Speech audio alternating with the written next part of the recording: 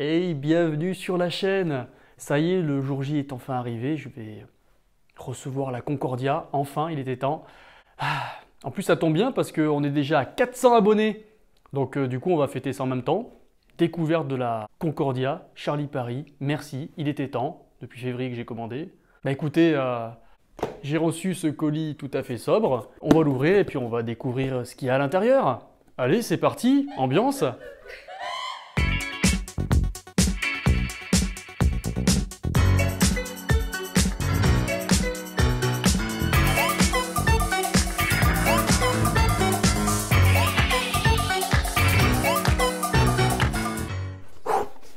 Donc c'est parti, on va faire l'unboxing, un unboxing traditionnel, découvrons ça ensemble, c'est parti.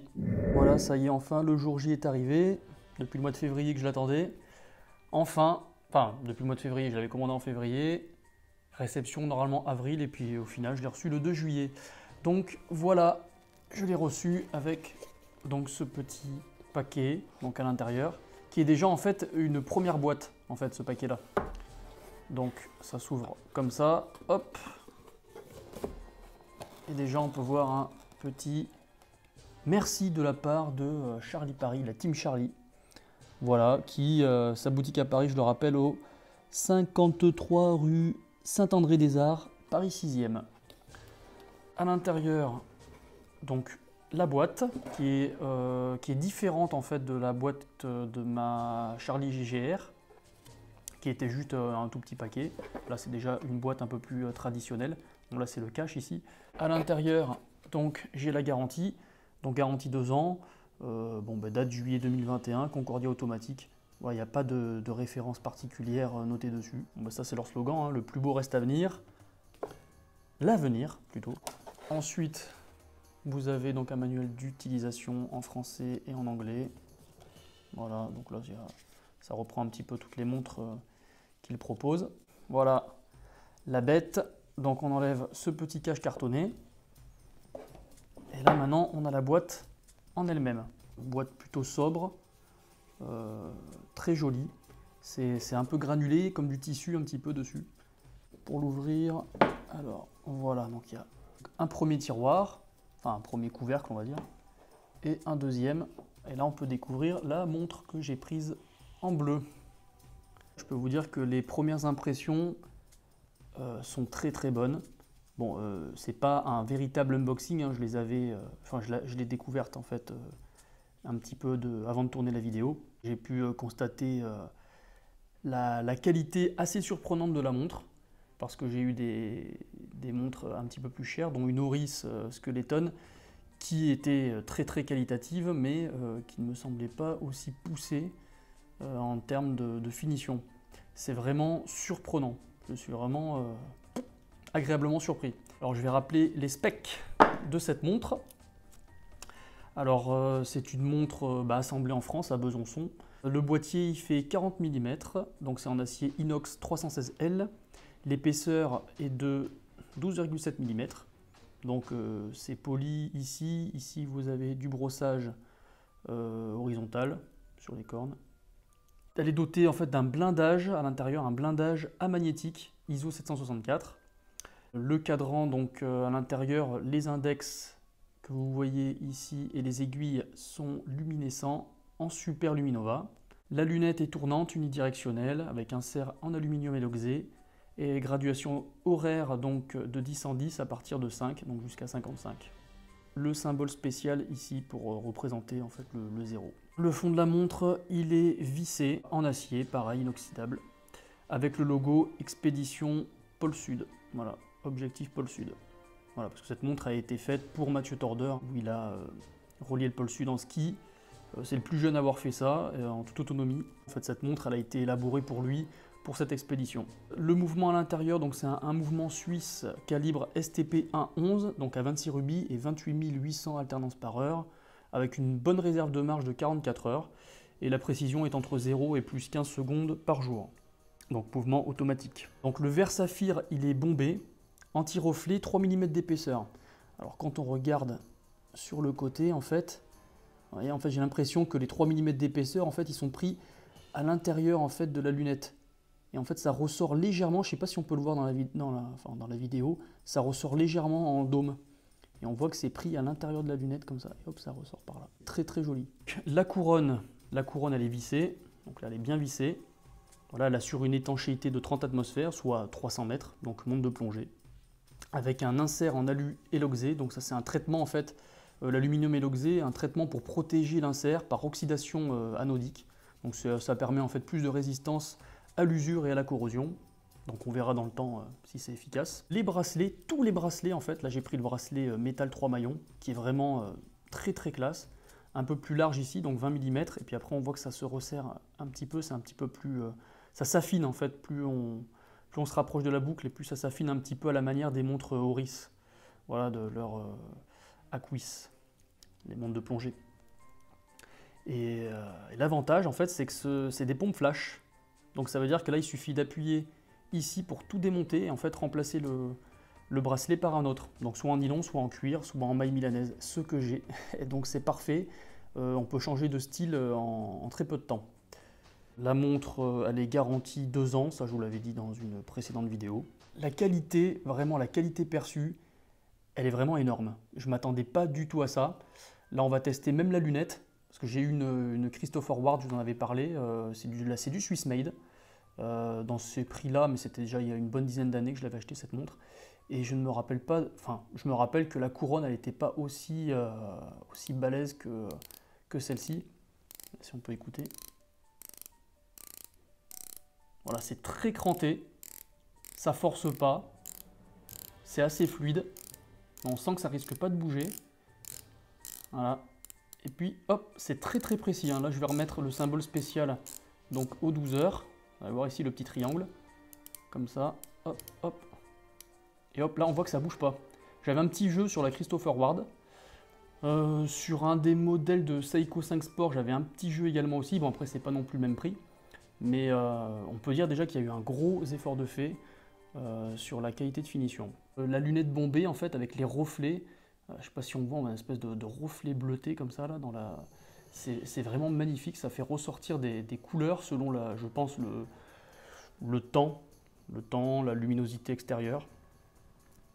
Ça doit jouer un petit peu sur les couleurs. Ici, on peut voir que la lunette tournante, elle est très très fine, à la manière un petit peu d'une Seamaster 300 de chez Omega. Et ça, c'est vraiment très très très très classe. Ça la rend sobre, ça agrandit la montre, ça la fait un petit peu plus grande, un peu plus qu'elle ne l'est en fait, puisqu'elle est, je le rappelle, elle a un diamètre de 40 mm. On va faire des essais en fait de plusieurs bracelets. Je vais vous parler un petit peu de la montre en elle-même et après on parlera de ce bracelet. Alors déjà, bon, je vais juste l'ouvrir ici. Donc là, il y a la sécurité. Hein, ici, le petit fermoir de sécurité, ça j'adore. Donc là, il a l'air d'un petit peu peut-être un petit peu branlant comme ça, mais une fois qu'il est fermé, voilà, on sent que ça a été, en fait, ça a été fait pour, parce que la tige elle est un petit peu longue ici, mais ça a été fait pour justement s'adapter à cette boucle un petit peu particulière. Donc en fait, non, je pensais au début que c'était un petit défaut, mais pas du tout. Non, on sent que ça a été fait pour. Donc voilà, et par contre, pour l'ouvrir, il faut vraiment forcer. Voilà, c'est très très bien accroché. Donc on voit qu'au niveau du fermoir ici, c'est très épais. Ici, on voit que c'est vraiment de la qualité, quoi. Ici, c'est très très dur. On sent que là, on peut appuyer. On sent que ça ne va pas céder, quoi. Ça ne va pas plier. Là, vous pouvez ici, au niveau de la boucle, régler votre bracelet. Hein, s'il n'est pas à votre taille, vous pouvez le réajuster.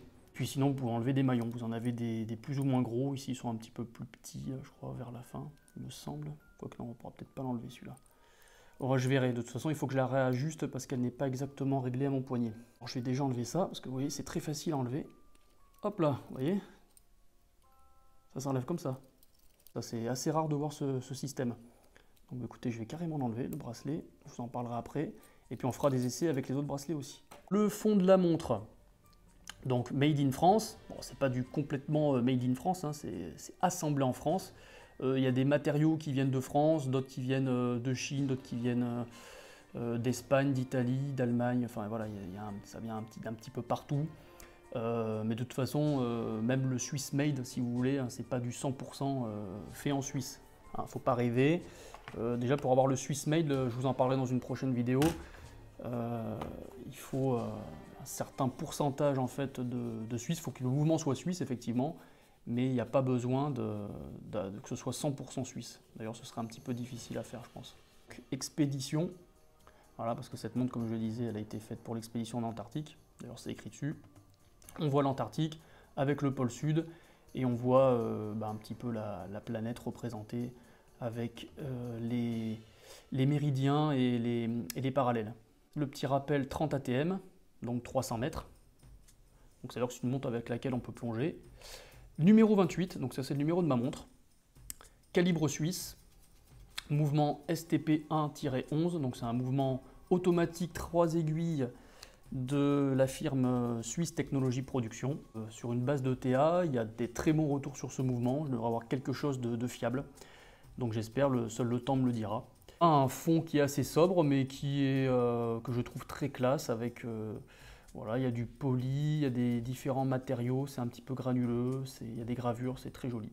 Elle me paraît pas trop lourde, peut-être avec le bracelet un petit peu plus lourd d'ailleurs. Bracelet, je le rappelle, il n'est pas très cher. Vu la qualité, je suis plutôt impressionné par le prix. C'est 85 € si vous voulez vous le fournir, si vous avez commandé cette montre ou si vous désirez la commander avec un autre bracelet. Mais le bracelet métal comme ça, 3 maillons, coûte 85 €. Et vu qu'ils ne l'ont proposé qu'après ma précommande, donc j'ai eu un prix, je l'ai eu à 60 € seulement. Sur le côté, c'est entièrement poli.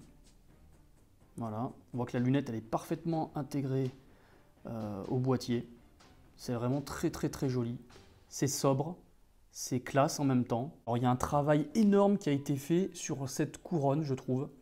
Donc la couronne vissée, c'est assez particulier parce que elle a une forme un petit peu cylindrique. Comme ça, on voit qu'il y a eu un gros travail de fait au niveau du dessin. Ici, ils ont représenté en fait là, alors il y en a qui pensent que c'est l'étoile polaire ou alors une barre de bateau, si vous voulez, ici là représentée, mais en fait c'est pas ça. C'est a priori, ce serait en fait là, c'est une vue du pôle sud. Voilà, et en fait là, les traits que vous voyez comme ça, là, qui fait un peu comme des rayons de soleil ou d'étoiles, en fait ce sont les méridiens, et en fait le cerclage en fait ça représente des parallèles. Le petit défaut là qu'il y a sur mon modèle, je ne sais pas si d'autres pourront le constater ou si c'est vraiment dû à mon modèle, mais je ne suis pas certain que ce sera un cas isolé. C'est peut-être un petit peu difficile à faire, mais en tout cas il n'est pas hyper centré, mon étoile polaire, enfin mon sigle en tout cas il n'est pas très bien centré. On voit qu'il y a eu un léger décalage et c'est dommage parce que on voit qu'il y a quand même eu un travail fourni, c'était quand même assez ambitieux de faire une couronne comme celle-ci. Et ce qui est dommage, c'est qu'il n'y a pas eu ils n'ont pas réussi à centrer comme il faut, quoi. Donc ça, c'est vraiment le défaut principal. Les aiguilles donc, sont recouvertes de peinture Super Luminova. Donc les aiguilles, elles sont plutôt classe parce qu'elles sont, en fait, elles sont assez fines. Donc du coup, ça va très bien avec la montre qui a des lignes plutôt douces et fines, finalement. Donc sur la trotteuse là on voit qu'il y a donc un petit carré au milieu, une espèce de contrepoids, enfin je ne sais même pas si on peut appeler ça un contrepoids, mais donc ça c'est recouvert de Super Luminova. Donc, dans le noir on peut très bien voir la trotteuse tourner. Et ici les index, donc c'est représenté donc par des petits cercles, et ici des rectangles à 3h et à 9h. Donc le Super Luminova, là, la couche de peinture, elle est assez énorme. J'ai fait le test, je suis rentré, je me suis mis dans la pénombre, tout de suite ça brillait. Donc je vais faire quelques photos que je vais pouvoir vous montrer. Mais en tout cas, ça c'est une réussite. Le seul point négatif, c'est par rapport à la lunette tournante. En fait, il n'y a pas de couche de Super Luminova dessus. En fait, il ne peut pas y avoir de repère si on fait un calcul de temps de plongée. Ça c'est dommage. Si jamais on plonge dans la pénombre, dans la majorité des plongées sous-marines, je ne pense pas que ce soit un gros souci, parce qu'en général on plonge entre 20 et 30 mètres maximum, et on voit très bien dans ces profondeurs-là, sauf si vraiment c'est boueux, ou enfin voilà, dans certaines conditions ça peut être un petit peu compliqué pour contrôler le temps de sa plongée. Mais en général, quand on arrive à des niveaux professionnels, on a un ordinateur de bord quand on fait des plongées, on ne s'amuse pas trop à plonger avec sa montre, ou alors on le fait, mais on a toujours un ordinateur de bord avec nous pour pouvoir calculer ses temps de plongée ainsi que la gestion de ses paliers. Il n'y a pas écrit montre de plongée à l'arrière.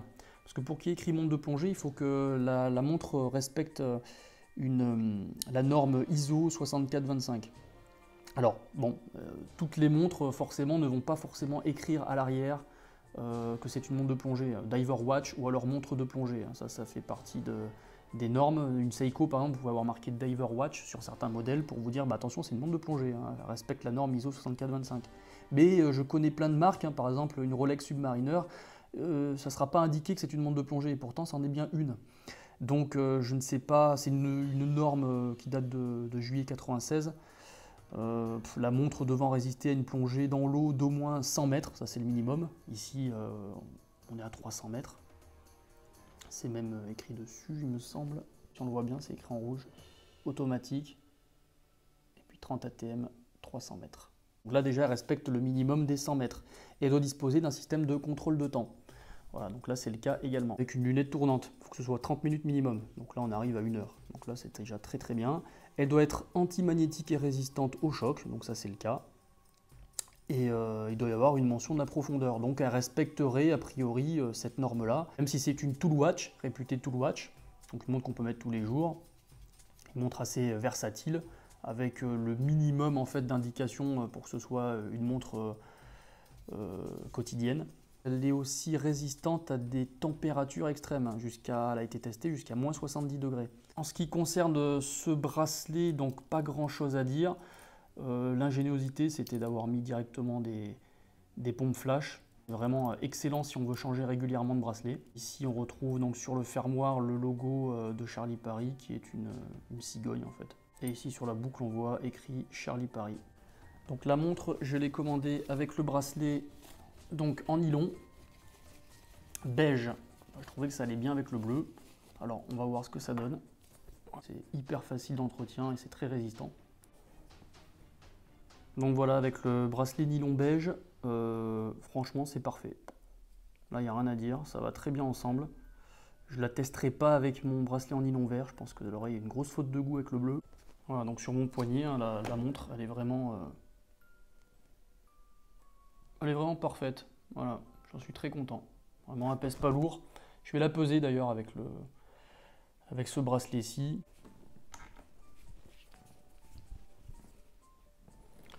Allez, la montre avec le bracelet.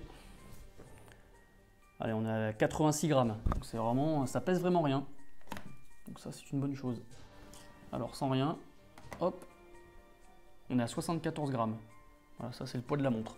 Avec le bracelet, 153 grammes. Je le rappelle, hein, vraiment très très pratique ce système de pompe flash parce que là, en quelques secondes, j'ai changé de bracelet. Donc là, c'est avec le bracelet cuir marron clair. Donc voilà, cuir véritable avec le logo toujours de Charlie Paris. Qu'on adapte assez rapidement. Ça, c'est une couleur qui va très très bien avec cette montre-là. Pour porter le soir ou quand il fait pas trop chaud, parce que je déteste porter des montres en cuir quand il fait très chaud. Le nylon est beaucoup plus adapté, ou la maille milanaise, voire le bracelet métaille 3 maillons. Donc là on va le peser également, hop. Bon, c'est pas une balance hyper précise, mais ça peut donner déjà une indication.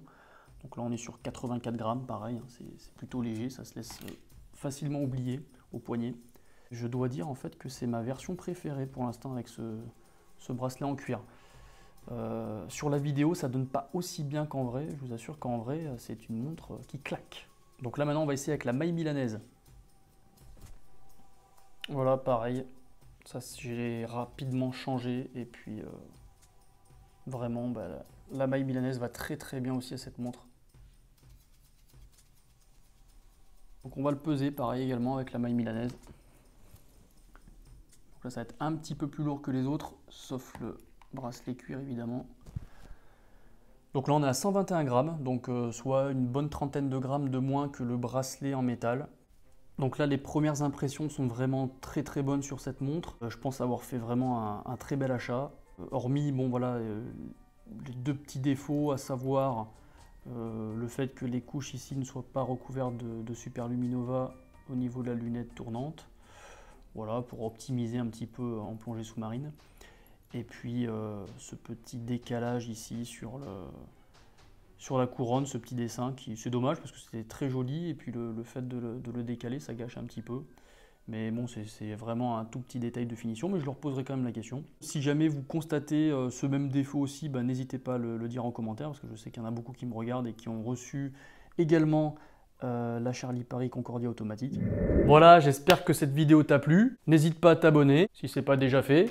Promis, je vais te tenir au courant des dernières actualités de Charlie Paris, notamment la Concordia, parce qu'a priori, ils vont en sortir d'autres. J'espère de la même qualité. Puis moi, en attendant, je vais la porter tous les jours. Plus le temps que je l'attends en même temps. Voilà, à mon poignet, ça bougera plus. Active la cloche. Une autre petite vidéo va arriver très rapidement, et puis bien d'autres, ça va s'enchaîner, tu vois. Tu vas kiffer. Allez, à très vite. Ça va toi? Il répond pas, le gosse. Merde.